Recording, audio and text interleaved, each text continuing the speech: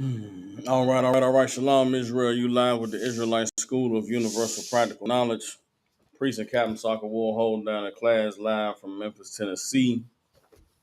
Every Tuesday, Wednesday, and Thursday, we have classes here in Memphis from 6 to 8 p.m. Central Standard Time. Since 1969, the Israelite School of Universal Practical Knowledge has been teaching so-called blacks, Hispanics, and Native Indians the truth according to the Bible. What is the truth? The truth is that so-called blacks, Hispanics, and Native Indians descend from the greatest people that have ever walked the face of the earth. The Bible identifies us as the lost 12 tribes of the nation of Israel. And in the year 2025, there's nothing more important than for God's chosen people to learn the truth of who we are, where we come from, and what our purpose is on the earth. So what we like to do with these classes is give brothers and sisters an opportunity to go into this book called the Bible, to gain the knowledge, wisdom, and understanding that the Most High is placed therein, in order for us to come back to being the people He called us to be and to reclaim our righteous place on the earth as kings, priests, princesses, and daughters of Zion. So what I like to do with these classes is open it up, open the class up to questions. If any brothers and sisters have any questions, all you have to do is type them in the chat. If you're in the classroom, raise your hand and a teacher will call on you. If there are no questions online or in the classroom, we're going to go on to tonight's topic, which is a house divided. All right. A house divided is the topic of tonight's class. And what I'm going to tonight is I'm going to stay with the theme of talking about the current events that are taking place in this country called America today, particularly with the division and the discord that is persistent concerning the presidency of Donald Trump and his cabinet choices for the people to lead the country, and the opposition that he's facing right now with the Democrats and the other side, so to speak, of the American power structure.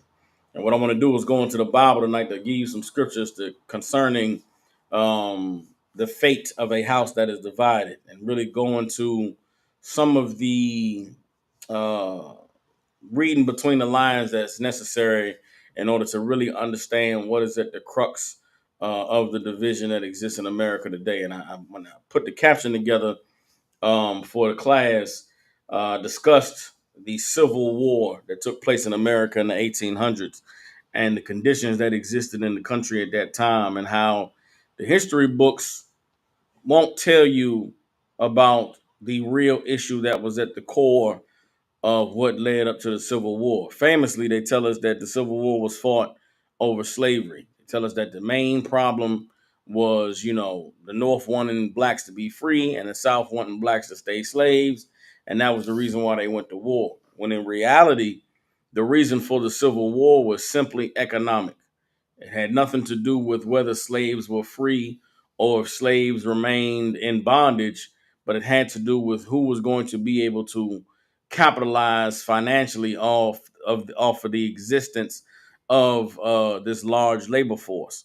And again, primarily what is taking place in this country today, there's a lot of talks about immigration reform. There's a lot of talks about getting people out of the country who are here illegally.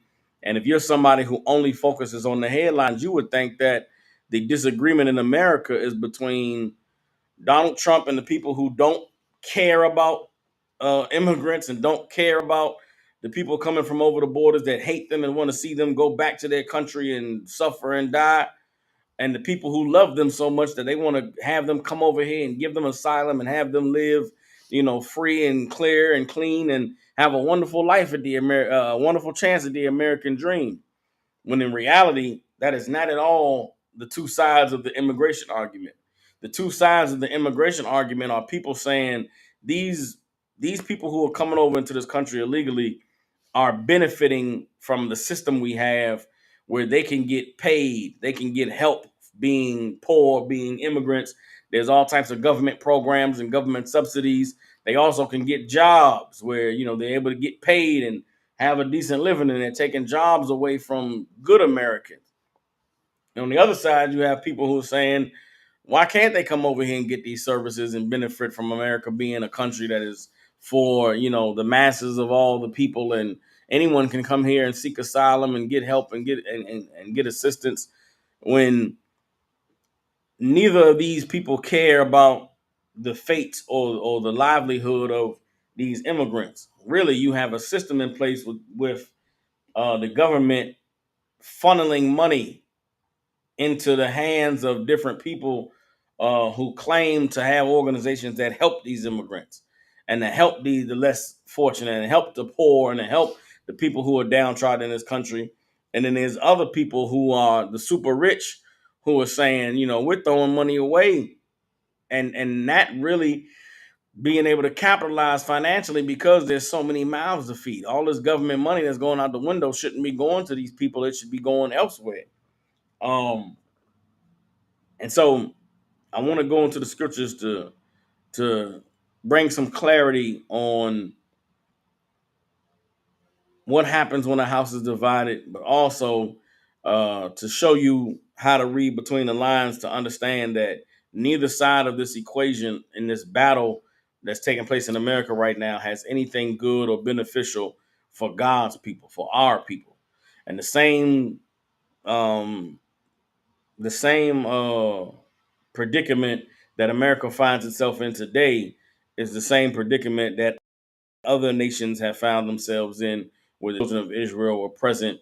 And the way the Most High told the children of Israel to come out of these other nations that they have been uh, in captivity under, it's the same way He's speaking to us today and showing us through the actions of our oppressor that now is the time for us to gather ourselves together and to seek our own way forward, not to be choosing one side or the other in a house that's burning, a house that's going to be destroyed. All right. So the first scripture we're gonna get to is in the New Testament. Let me get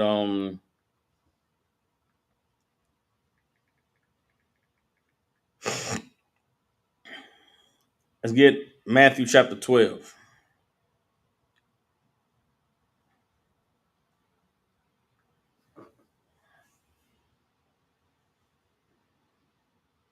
All right.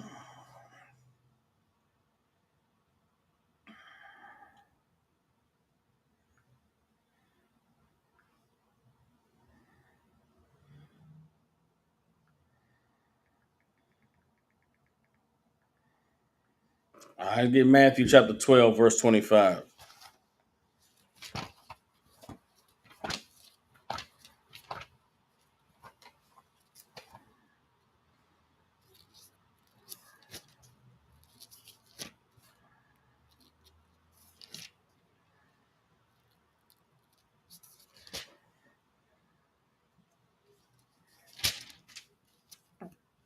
All right. It's Matthew chapter 12, verse 25, and it says, and Yahushua says Jesus did, but we use the name of our king in Hebrew. All right, and Yahushua knew their thoughts and said unto them, every kingdom divided against itself is brought to desolation, and every city or house divided against itself shall not stand. Everybody understands. This is one of those statements that's, twofold, right? Meaning there's two ways of looking at what Christ is saying here. The first one is by just reading, just seeing exactly what he said. A kingdom divided against itself is brought to desolation. If there's division within the kingdom, then that kingdom is going to fall apart. It's going to be destroyed, right? And every city or house divided against itself shall not stand. A city or a house that is not on one accord, we're not seeing eye to eye, we're not on the same page, then we're going to fall apart. That applies to your family. It applies to a relationship. It applies to, brotherhood, anything you can think of. If we're not on the same page, we're not on the same accord, then we're going to be divided. We're going to split apart. There's a saying that exists that, together we stand, divided we fall. That comes that comes from right here out of the Bible. On the other hand, another way of looking at it is, um, if we're not gathered together, then or gathering together, then we are splitting ourselves apart. And that's where it's important for our people, so-called blacks, Hispanics, and Native Indians, to really understand the dire straits that we are in this present time. Like right now, seeing that our oppressor is divided we should be reading the tea leaves and seeing that the division that exists today, there is no going back. There is no, reconciling the division that exists in America. There is no bringing together the two parts and making them whole again. And so if there's can be no union or reunion for the two sides that are fighting in America right now, why would we join ourselves to them and be doomed to suffer the fate of what comes when a house is divided? We should be seeing what is going on in America and seeing the division and saying to ourselves that we need to gather ourselves together. While they're fighting and battling on what side of the aisle they're going to stand on, we should be creating, strengthening our house, making sure that our gates are protected and strong and that we are united. And that's exactly what the Most High tells us to do in the Bible. Let's go ahead and get Zephaniah chapter 2, verse 1. All right. Zephaniah chapter 2, verse 1 says, gather yourselves together. Yea, gather together, O nation not desired. Everybody understands. While our oppressor is being divided, now is the time that we should be gathering together. Now is the time that we should be sharing our brotherhood, our sisterhood, and our dedication to the righteousness of the Most High. We should be making sure that we are on the same page, that we are on the same accord. And it's such a difficult thing to do because for so long, our oppressor has been successful by means of keeping us divided. A big part of what's going on with this immigration policy in America is trying desperately to weaken the potential resolve that blacks and Hispanics could have if we came together. Like black people don't even realize that a big part of this immigration thing that's taking place is America is making sure that its enemies remain weak. Like our oppressor is seeing the census demographics. They're seeing that every year, every 5 years, every 10 years, the presence of Hispanics and Latinos in this country is doubling, tripling, quadrupling. And if they don't do something to halt the growth and the progress of these people, then they know that pretty soon Caucasians will be the minority.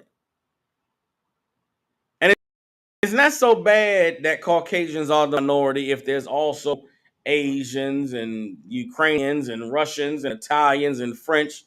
That's not so bad. The problem is if Caucasians become the minority, then the grouped majority is not just the Latinos. It's not just Mexicans and Hondurans and Costa Ricans and Guatemalans and Puerto Haitians and Dominicans and Brazilians and Argentinians. You have to understand that our oppressor, the Caucasians, do not look at these as separate nations of people. They don't look at Mexicans and Hondurans and Costa Ricans and Guatemalans as people from 4 different nations. They look at them all as Hispanics. They look at them all as Latinos.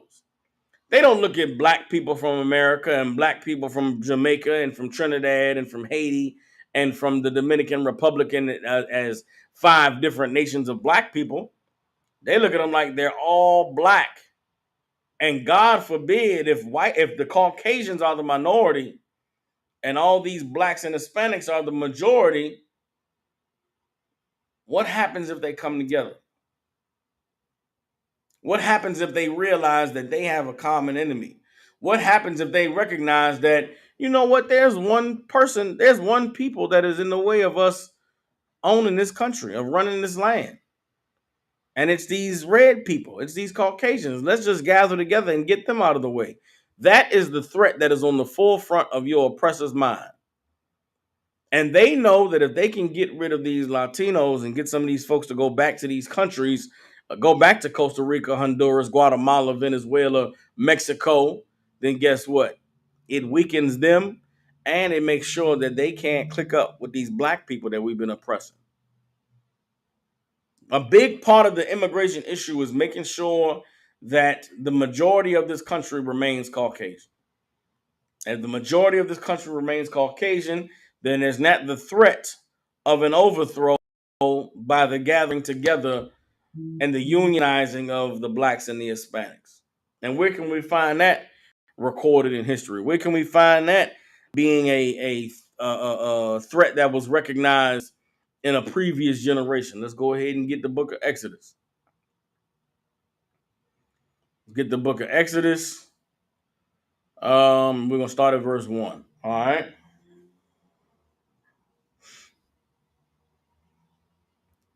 Exodus chapter 1. And we're gonna read verse 7. All right.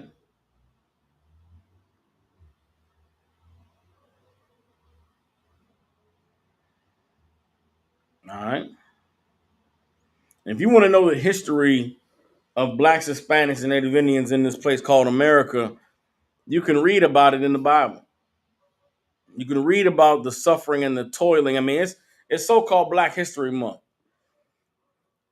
If there wasn't such a concerted effort to keep us from knowing the truth of who we are and where we come from and what our purpose is, if there wasn't a concerted effort, a giant machine of propaganda and lies and disinformation, then this entire month, every day of the month, we would be talking about the history of the people in the Bible.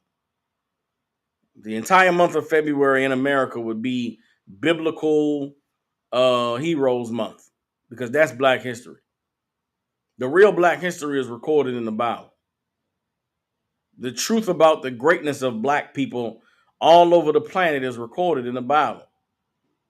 And it's amazing to me that for all of the learning that Black people do, for all of the searching for our history and our culture, for all of the ways that we found greatness recorded in history of what Black people have done or melanated people have done, to not know that the Bible is written by and for Black people is amazing to me.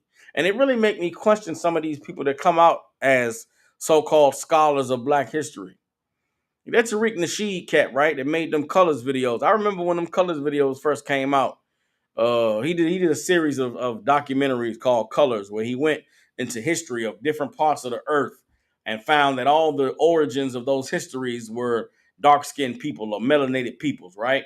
I remember the first Colors, I think he went into Japan and found that the first samurai soldiers in Japan were Black, right? And went into uh, Australia, and the history of the Australians, they were all Black, and went to Europe and the history of the Celtics and all these people and found out that, damn, at the core of all civilization, there was dark-skinned people. He made 4 videos of this, of the history of the earth where everybody was Black. How did he not find out that the people in the Bible were Black?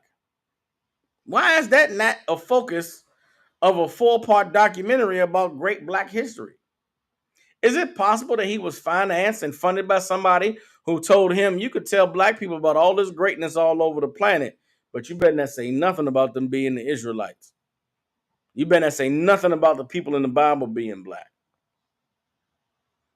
And then it just so happens that this is the same man that is at the head of a movement that causes more division among Black people, that causes division among the Blacks and Hispanics, the people who America is afraid of gathering together and joining together today. Coincidence? Perhaps, but I think not. There are a lot of people that are among us in this community, in the Black community. Anyone that rises to prominence or that gets spearheaded into the forefront of, to lead the charge of Black intelligence, or Black self-awareness, you got to really look at them and scrutinize them. Look at them with a careful eye. Because there's a lot of these people that pop up out of nowhere and get famous, and now you're supposed to watch them and follow them. Who's financing them? Who's funding them?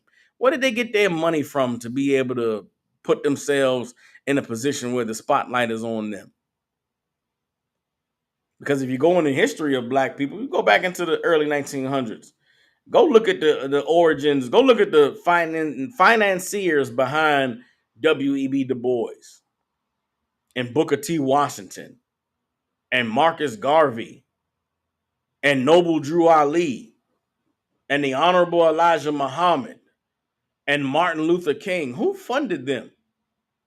Who did they have close ties and close relationships to? Who allowed them? Who helped them to get pushed to the forefront? What was their education? Where did they learn from? What was their political ideology? Go look. Go look at the history of. Go look at Marcus Garvey and tell me politically who did he side with? Go look at Booker T. Washington and who financed him and where was he educated and who who was his mentors. Go look at go look at go look at W.B. Du Bois and find out where was he educated. What was his primary language? What language did he speak other than English? Where did he go to get, educated during the summers? What was his political ideology? And you'll find out if you go do that research and you go reach into these people's histories, you'll find out, oh damn, they weren't randomly put to the forefront of black people. They didn't just happen to rise up to the forefront of black conscious thoughts. No, they were placed there. They were paid. There was somebody behind the scenes pulling the strings to put them in the forefront for black people to say, that's a leader that I should follow. And it's no different today. Go on your internet, go on your Instagram, go on your Facebook, go on your YouTube, and who are the people that are famous in the black community for being outspoken, for having a different way of thinking and seeing things? And who's paying them? Who's financing them? Where did they get their first million from? Or their first $100,000 from? Where did they go to school? What fraternities do they belong to? What organizations do they have affiliations with? What is their political ideology? And you'll find out that what's going on today ain't no different than what's always been going on in this country. Right? And so again, we're at a place right now where as America is divided, with there being no view of them ever coming together, be careful of anyone that's telling you which side you should choose. Be mindful of anybody that's saying, well, black people, well, we need to be siding with these guys or siding with those guys. If they are not saying we need to do what the Most High said to do in separating ourselves from this oppressor and gathering ourselves together, then you got to know that there's somebody you should be skeptical of where they're getting their messaging from. Who are they a talking head for? Who benefits from us following them in the path they're trying to lead us down? Right? Let's go. We're going to go into the Bible and show you it was a civilization or empire that existed that was in a similar state that America is in right now. It was a place full of a lot of immigrants and a lot of people who had, nations who had grown and flourished. And the powers that be in the empire looked around and said, you know what, man, we outnumbered here. So we need to find a way to make sure that we protect ourselves, which is what America is doing right now. And that's what this immigration reform is all about. It's about dwindling the numbers of the blacks and Hispanics in case they wake up one day and decide that they are going to gather together. And instead of being people from Honduras and Costa Rica and Mexico and El Salvador and Puerto Rico and the Dominican Republic and Haiti and the Trinidad and Tobago and Jamaica and St. Croix, St. Lucia, they'll say, you know what? We are the children of the slaves. We are the children of the people who were conquered, who were murdered, raped, and robbed.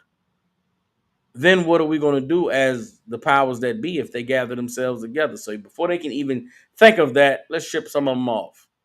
Let's kick them out and get them out of here. Let's cause the ones that's here legally to say to the ones that's not, man, y'all got to go, man. Y'all wrong. Y'all making us look bad. That's what this division is all about.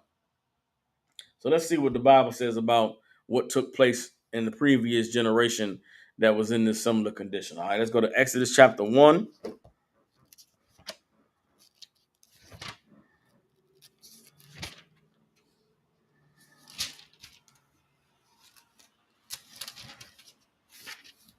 Let's get Exodus 1 and 7. All right. Exodus chapter 1, verse 7 says, and the children of Israel were fruitful and increased abundantly and multiplied and waxed exceeding mighty, and the land was filled with them. That's America. That's North, Central, and South America. That's Mexico and Honduras and Costa Rica and Guatemala and Jamaica and Puerto Rico and Cuba and Haiti and Florida and Georgia and Tennessee and Alabama and Mississippi, New York, Wyoming, Idaho, Chicago, Illinois, Nebraska, Kentucky, Maine, Vermont, New Hampshire. I ain't gonna go to all the damn 50 states. California, New Mexico, Arizona, Utah. The children of Israel grew abundantly and waxed exceeding mighty. You understand? A strong people, a powerful people, multiplying way more than their oppressors. Go look at the birth rates among blacks and Hispanics in this country, and then go look at the birth rates of your oppressor. You want to know what's really at the core of the DEI? You go look at the DEI statistics. The people that were benefiting the most from DEI hires in this country were Caucasian women. And when Caucasian women are being given opportunities in corporate America, and they're being given opportunities to get out of college and to have a degree and to get a good job and to start off a career that's going to be, long lasting and very financially lucrative, you know what they don't have time for? They don't have time for families. They don't have time for getting married and settling down and producing 5 or 6 children. So what happens when white women are being, spearheaded into corporate America and they're no longer settling down and getting married? And they not having no kids. If they not having no kids, then Caucasians are multiplying. If Caucasians are multiplying, then they'll be outnumbered. No, so we got to get rid of DEIs. We got to get these women back to their families. We got to get these women back depending on their husbands. We got to get these women, discourage them from going into the corporate world. Nah, go find you a man who got some money, marry him, and have his children. Then maybe there's a chance that we won't be outbred by all these immigrants, outbred by all these 14th Amendment citizens. If they keep letting everybody who's born in America be a citizen under the 14th Amendment, well, goddamn, all of the children of the immigrants are going to bypass the children of the Caucasians, and then we'll be outnumbered. That's what's at the core of what's going on. That's what's at the real issue of the battle. And at the core of it is a fear of us, a fear of what we'll do. And if we can recognize that, then we shouldn't wait for them to complete their goal. Shouldn't wait for them to fix the issue of us outnumbering them. We should recognize that they're weak and vulnerable, and we should gather ourselves together. But let me keep reading. It's Exodus chapter 1 now, verse 8. Now there arose up a new king over Egypt, which knew not Joseph. And he said unto his people, behold, the people of the children of Israel are more and mightier than we. They are looking at the birth rates. They're looking at the racial demographics. They're looking at the census bureaus, and they're saying these blacks and these Hispanics are outnumbering us. If we don't do something now, they are going to be too many more of them than there are us for us to do anything. So what's their plan? Verse 10, come now, come on, let us deal wisely with them, lest they multiply, and it come to pass that when there falleth out any war, they join also unto our enemies and fight against us, and so get them up out of the land. We got to get them up out of this land, because what if we go to war with somebody and they decide to side with our enemy?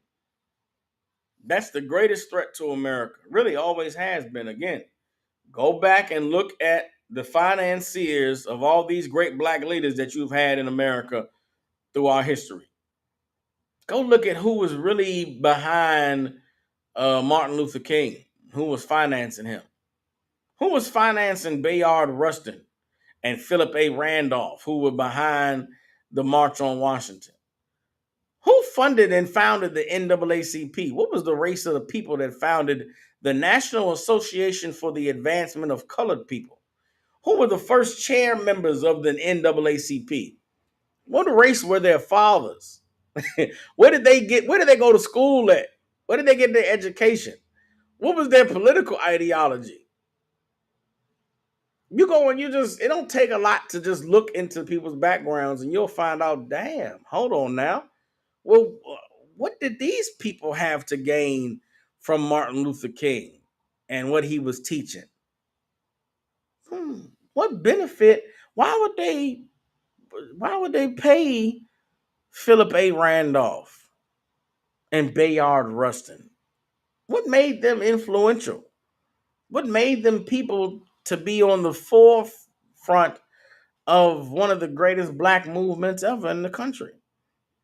Who paid for their organization? All the organizing of all the marches? Who bailed all the people out of jail when Martin Luther King and them was doing those marches in Alabama and them marches in Mississippi? They was going to jail, right? For sit-ins and trying to bust people into schools.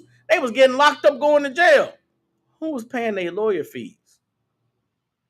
Who was making sure they didn't die in that jail or disappear in that jail? Come on, man. They've been dealing wisely with us for a long time. And right now, they're at a place where their solution is to get us up out of the land. How do you get people up out of the land? Immigration, deportation, ICE agents, baby. That's how you get it done. We are living in biblical times. All the same things that have been done to the children of Israel before in the past are being done to the children of Israel right here, right now. Which is why the Bible is necessary for us to understand the solution to the problem that we're facing. The Bible is so necessary to understand how we should be moving and how we should be thinking and what our path forward must be in the midst of a nation that is divided. Remember, a house divided is going to fall. What about a house that is united? A house that is standing strong, a house that is intentional about being together. And guess what? That's a house that's going to be strong. Let me get hold on.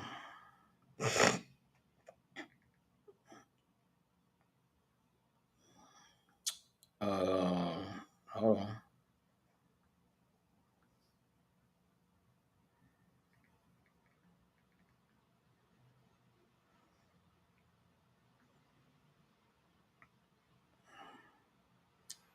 All right, let me get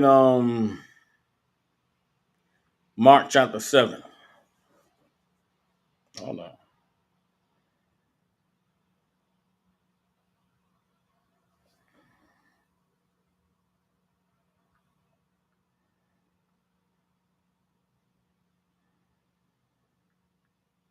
In the midst of, everything that's going on, the Bible is so necessary because it gives us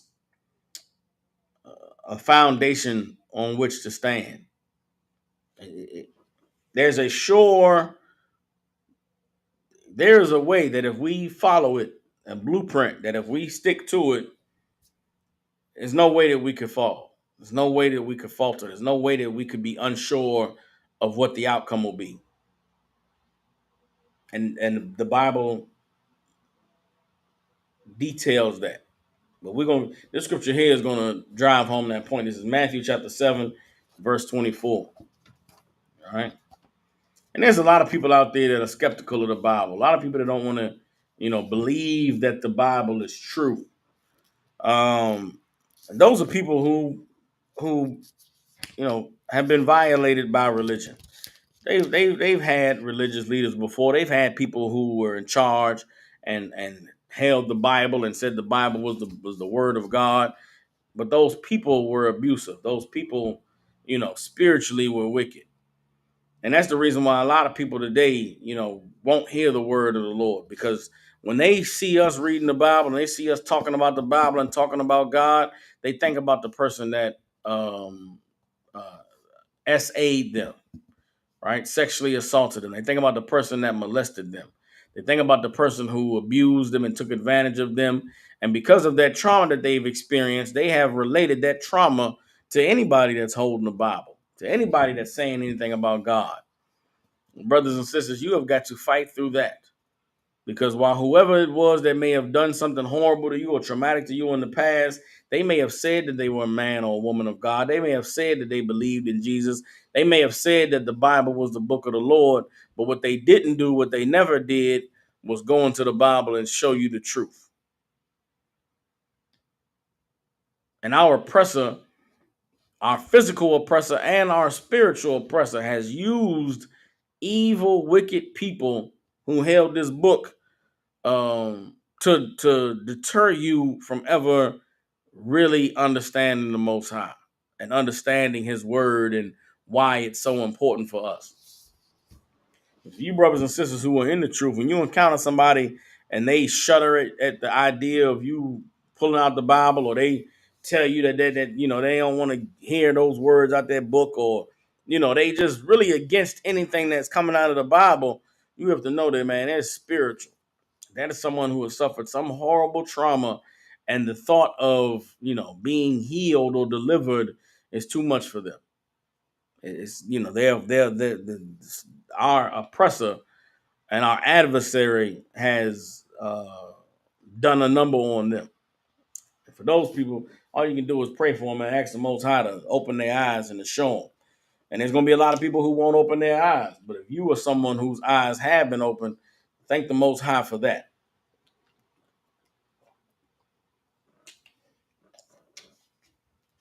Because having your eyes open gives you an opportunity to be able to take hold to the truth and allow it to guide your way in these dark times that we're living in. All right. Matthew chapter 7, verse 24 says, "Therefore, whosoever heareth these sayings of mine and doeth them, I will liken him unto a wise man which built his house upon a rock. And the rain descended, and the floods came, and the winds blew and beat upon that house. And it fell not, for it was founded upon a rock." Everybody understands. Building your life on following the word of the Lord, of following the blueprint that was established by our King Yahushua, in gathering a nation together and establishing a community and leading your family and choosing a wife and raising your children. If you follow these sayings, if you do what this Bible says to do, then everything in your life, when the rain comes, when the difficult times present themselves, you are going to know that everything is going to be all right. Because the rain is going to come, and it's going to be stormy, and it's going to be windy, and it's going to be blowing left and right, and it's going to be flood waters, and you're going to see people's houses fall apart. You're going to see people who don't have a solid foundation go out of their mind. You're going to see them do things that they never imagined that they would do just to be able to get by. And while you watch all these people who did not build on a solid foundation be swept away because of the danger, because of the potential hazard, you're going to stand strong. And you're going to weather those storms, and your house is going to remain intact. Why? Because you built upon solid rock. All of these other movements that exist among black people, all of these ideologies and these philosophies, all of these money-making strategies and these financial, nation-building financial schemes that they have, all of it is going to fall apart. All of it is going to come to naught because it's not built on a solid foundation. The only foundation to build on is following the instructions and the words that were given to us by the Most High through His prophets and through our King. Everybody understand? Let's drop that. Let's get back to talking about the oppressor and the division that exists among them. All right. Let me get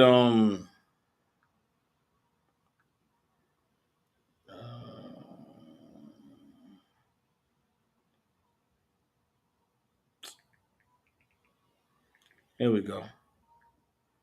We get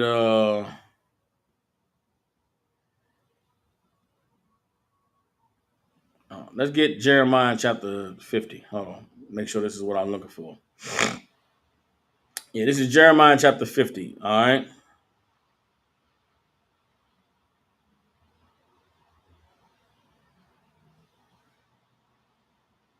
Hold up.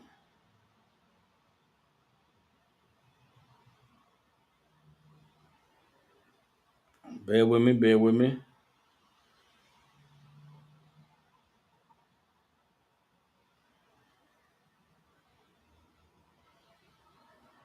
All right, hold on.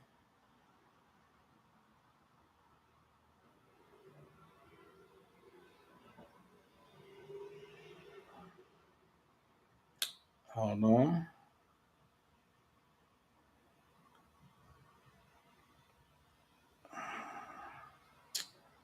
All right, let's get Jeremiah chapter 50. All right.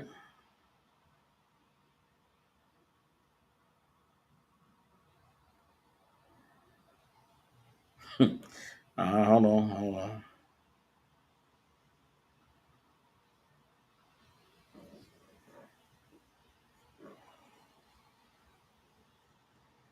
So much in this chapter. Jeremiah chapter 50.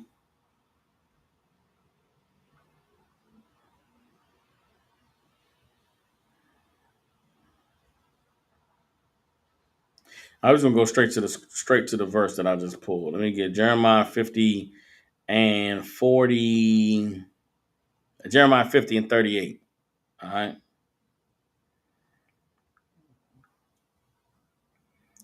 Jeremiah chapter 50, verse 38. All right.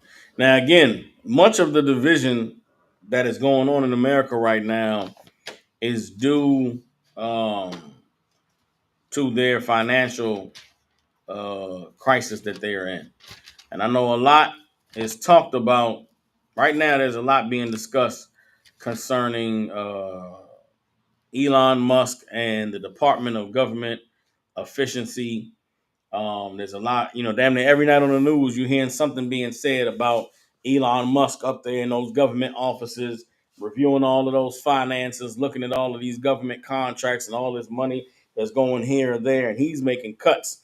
He's shutting off programs and shutting off money that's being distributed and dispersed. And there's a lot of people that's angry and in an uproar. But they're not talking about the real issue, the real problem that exists concerning the finances of this country, which is that there is no money. There is no money for these programs that the country has been shelling out billions and billions of dollars over every year. And there's so much debt and there's so much money that's owed that now that the time has come for the reality of this financial system in this country to be uh, felt by the people. They've got to come up with some kind of excuse, some kind of reason for why eggs is, 50 cents an egg. Go to the grocery store right now. You buy, I think my mother said she went and bought 18 eggs and paid $9. She got a dozen and a half of eggs and paid $9. That's 50 cents an egg. Imagine that. How do eggs become 50 cents an egg? Are there less chickens making babies right now? Is there a drought on chicken sex in the farming industry? The roosters stopped, roostering. Are the chickens no longer laying eggs? No, the roosters are roostering and the chickens are laying eggs. Well, then, if there's not a shortage of eggs, why is the price so expensive? Because the same money that used to buy a carton of eggs for $2, right? Eggs used to be what, 20 25 cents an egg. No, cheaper than that. Hell, how much a carton of eggs used to be? You get 12 eggs for $2, right? Yeah, that means about a quarter egg. If my math is mathing, now it's 50 cents an egg. How does it? How does that happen? Well, your money is half as valuable as it used to be. It's not that there's a shortage on eggs. It's just the money don't have any more worth. Well, what causes the money to not have worth? You oversaturate the system. It's too much money and it doesn't mean anything. So what happens when you have money that doesn't have any value, that can't buy anything? Well, then the whole system begins to dry up and everything that everybody has becomes a lot more harder to come by. What do we call that? When you have Used to have something that was in abundance, but now it's scarce, hard to obtain, hard to get a hold of. We call that a drought. And that is what America is in the midst of, and it's not going to clear up anytime soon. We're in a extreme financial drought. And they can't say that part out loud, so they have to find other ways to distract you from what's really going on. But let's see what the word of the Lord says here in Jeremiah chapter 40, Jeremiah chapter 50, verse 38. All right. Jeremiah 50 and 38 says, a drought is upon her waters, and they shall be dried up. For it is the land of graven images, and they are mad upon their idols. Everybody understands. Who is the her? The her is Babylon. Babylon was this great, prophesied to be this great, amazing place where all nations could come and gather together, and everybody could have their own belief and their own religion, and everybody could share ideas and get rich and get wealthy and do trade and commerce and business. And that's America today. America is the daughter, the virgin daughter of Babylon. America is the daughter of the Chaldeans. And the same way that Babylon fell and was destroyed, the Most High prophesied that this place was going to fall and be destroyed. Well, here in verse 38, it's talking about the drought that is upon this place. There is an economic drought that is smashing America right now. Been smashing America for years now, but now it's being realized. Now it's needing to be seen face to face. And that is why there are such extreme measures being taken by Donald Trump and by the powers that be in this country in order to try and salvage just a semblance of what America has stood for, the idea of what America was meant to represent. But as this place dries up, we have to realize that the Most High is the only one that is capable of sustaining us. Everybody understands. Let me see something.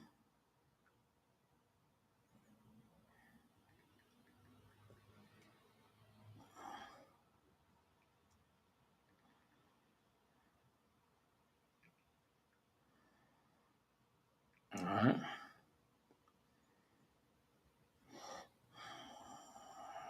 So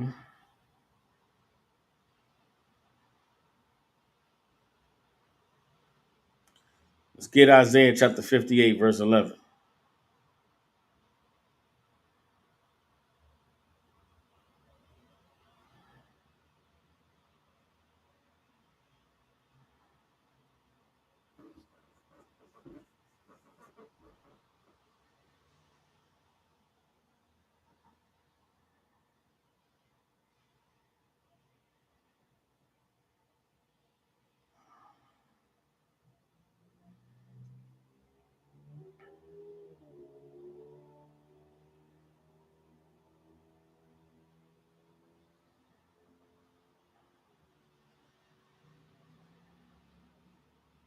Let's get Isaiah chapter 58, verse 10.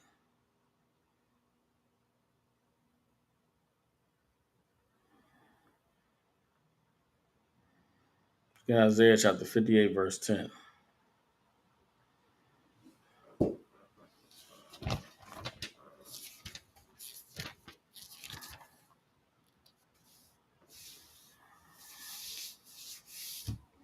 All right. It's Isaiah 58 and 10, and it says, and if thou draw out thy soul to the hungry and satisfy the afflicted soul, then shall thy light rise in obscurity and thy darkness be as the noonday. All right. What is that talking about?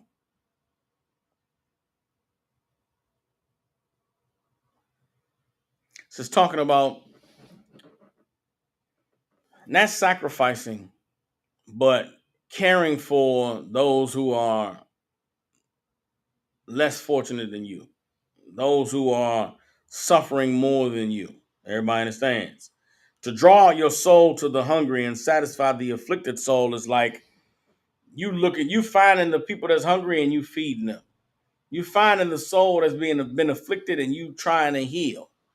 That's what the work of the men of God is in these days and times. There's a lot of our people that are starving physically and starving spiritually. A lot of our people who are hurt physically and hurt spiritually. The Lord is saying, draw out your soul to them. Go out to them and satisfy them. Give them what they need, right? Then shall thy light rise in obscurity and thy darkness be as the noonday. Meaning what? Your light is going to shine on the darkness or shine in the obscurity. For those who are confused and unsure, your light will shine and guide their way. The darkness that people are in, it'll be as the noonday. It'll be like the sun is high in the sky. They'll be able to see. They'll be able to understand. They'll be able to comprehend.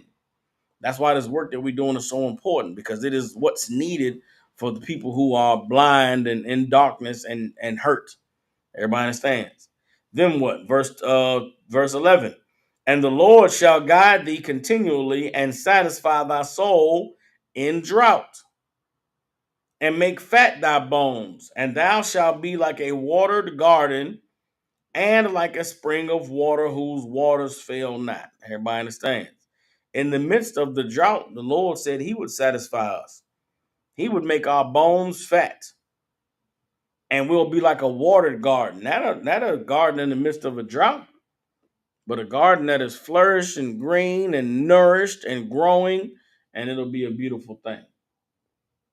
But in order for us to have that, what's required is that we do what the Lord said to do. What's required is that we gather together and be the people that he called us to be. What's required is that we, as we witness our oppressor falling and being in a drought, we are looking out for the people who have been hurt, the people who have been neglected, the people who have been abandoned, and taking care of them and giving them the word of the Lord. Like, as things continue to get worse in the house that's divided, the house that comes and stands on the word of the Lord is going to be able to survive in the midst of the storm. It's going to be able to be strong while the flood is rising and everybody is getting swept away. Now is the time for us to have a solid foundation, something that is real, not in believing the propaganda that's being spewed to us by politicians. If there ever was a time in life for you to realize and recognize that everything that you were taught about how beautiful democracy is or how wonderful the American experiment is, come on, man, that's out the window. Right now, we're living in a time where we're seeing, uh, I don't want to call it a regression, but America's transitioning from a democratic republic back into a what's the word I'm looking for? Oh, the word that describes going from a voted representative government to there being a emperor in charge. Like, Donald Trump is making himself the emperor of America. He's, it's going back to a monarchical,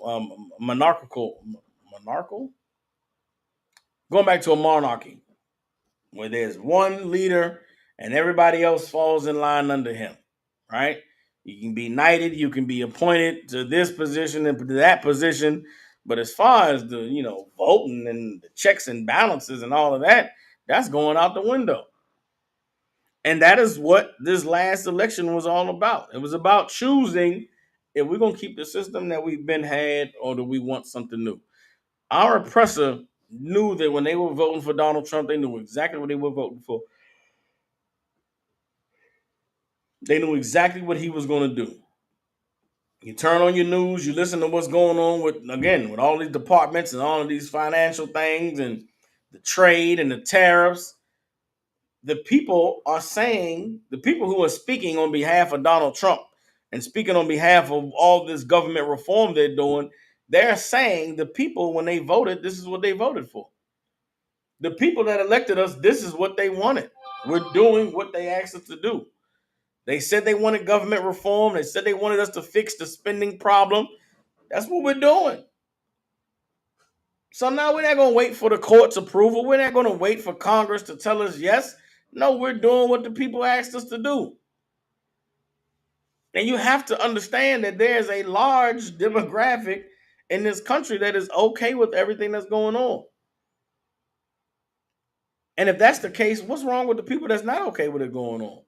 What's wrong with the people that's standing in the way? What do they gain to lose from what it is that Donald Trump and them are doing?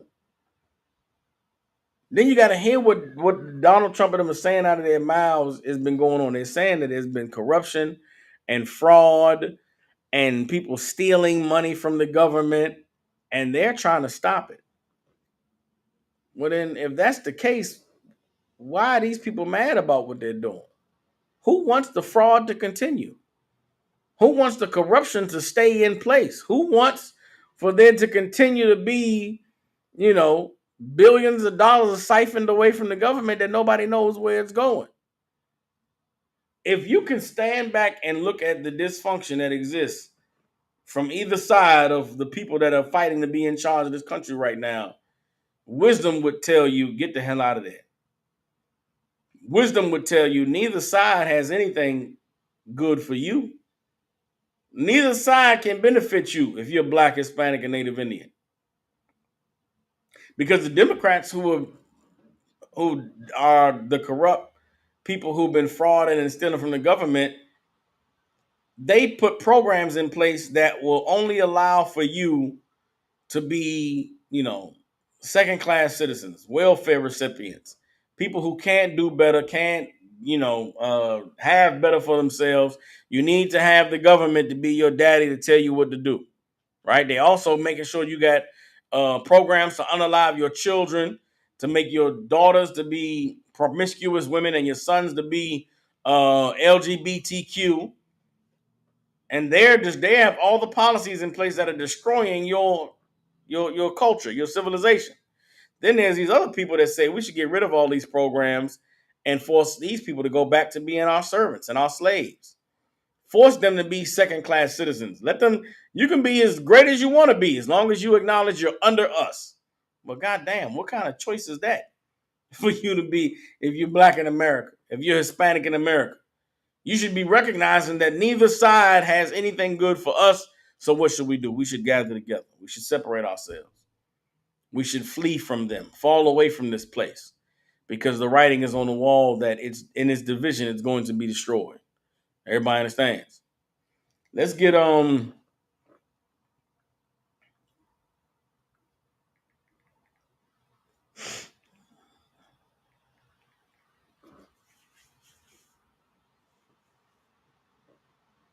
Exodus 23 and 2.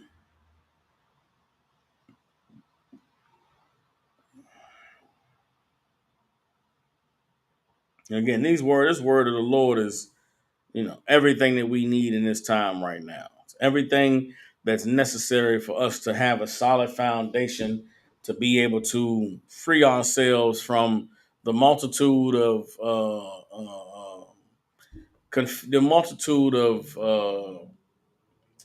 deceptions that our oppressor has put out there for us to fall prey to. All right.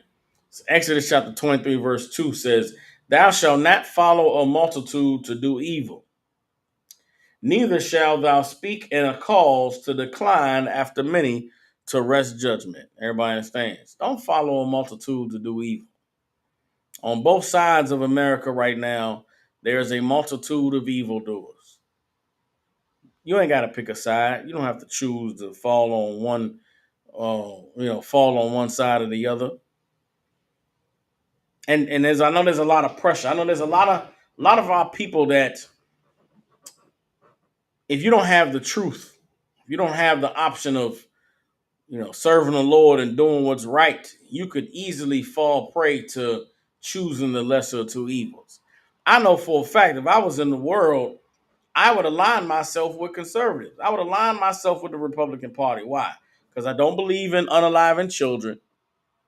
I don't believe in the LGBTQ community and its growth and proliferation in our country. I don't believe in the sexual liberation of our women and the promotion of them, doing what they want to do and being how they want to be and living a sexually free lifestyle. I don't believe in all of these different welfare programs that allow our people to just sit around and collect checks from the government and never force them to have to, find ambition and have goals and to work hard to propel themselves in society.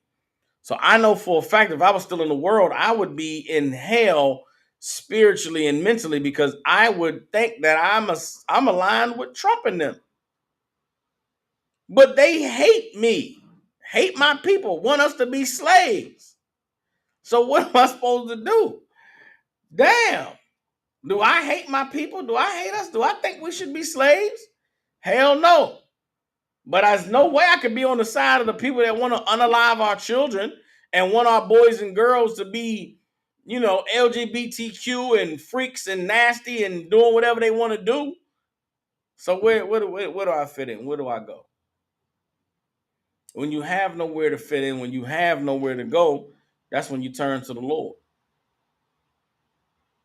But you don't follow a multitude to do evil.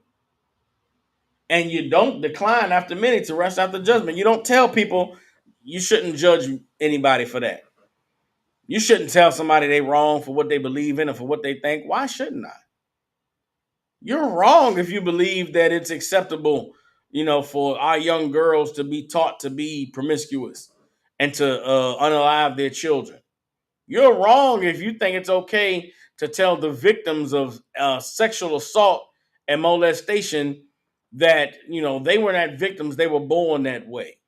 So forget who harmed you and did horrible things to you when you were a child.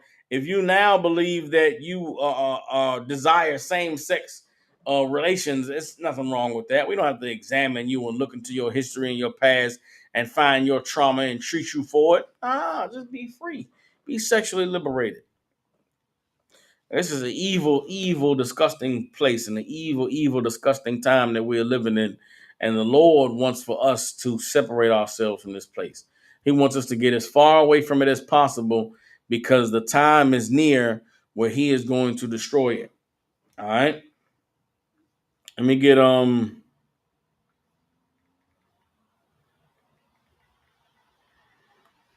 Amos chapter 9, verse 8. This is going to be the last scripture I pull for today. We're going to read Amos chapter 8, verse down to verse 12. All right. It's Amos chapter 9, verse 8. All right.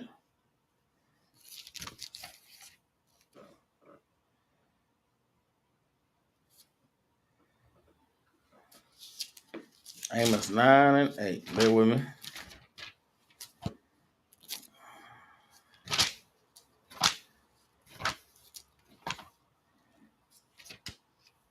Amos chapter 9, verse 8 says, Behold, the eyes of the Lord God are upon the sinful kingdom, and I will destroy it from off the face of the earth.